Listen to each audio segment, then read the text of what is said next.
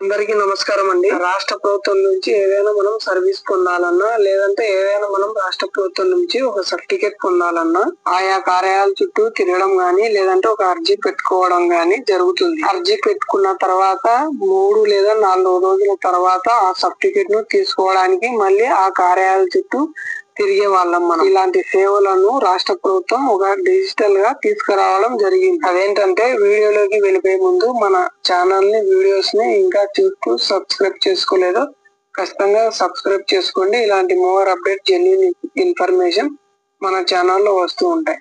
చాలా మంది అయితే వీడియోస్ చూస్తున్నారు కానీ లైక్ చేయడం మాత్రం మర్చిపోతున్నారు. మీరు లైక్ చేస్తే ఈ సమాచారం మరికొంతమందికి వెళ్లే అవకాశం ఉంటుంది. గతంలో మనం ప్రభుత్వ సేవలు పొందాలంటే ఆయా కార్యాలయాల చుట్టూ తిరిగే వాళ్ళం. తిరిగి మనకు కావాల్సిన సేవలపై అర్జీ పెట్టుకునే వాళ్ళం. అలా అర్జీ పెట్టుకున్న తర్వాత 3 లేదా 4 రోజుల తర్వాత మళ్ళీ ఆయా కార్యాలయాల చుట్టూ వెళ్లి మళ్ళీ మనం కావాల్సిన సర్టిఫికేట్ డాక్యుమెంట్స్ పొందే వాళ్ళం. ఇప్పుడు ప్రభుత్వ సేవలు వాట్సాప్ ద్వారా పౌర సేవలను శ్రీకారం చుట్టింది రాష్ట్ర ప్రభుత్వం. రాష్ట్ర ప్రభుత్వం ఒక వాట్సాప్ నెంబర్ ను ఇవ్వడం జరిగింది. వాట్సాప్ నెంబర్ వచ్చేసి 9553300009. ఈ వాట్సాప్ నెంబర్ కు ప్రజలు వినతులు ఫిర్యాదులు ఇవ్వాలనుకుంటే ఈ వాట్సాప్ నెంబర్ కు మెసేజ్ చేస్తే వెంటనే ఒక లింక్ వస్తుంది. అందులో పేరు, ఫోన్ నెంబర్, చిరునామా తదితరాల పొందుపరిచి వాటి విన్నతి టైప్ చేయాలి.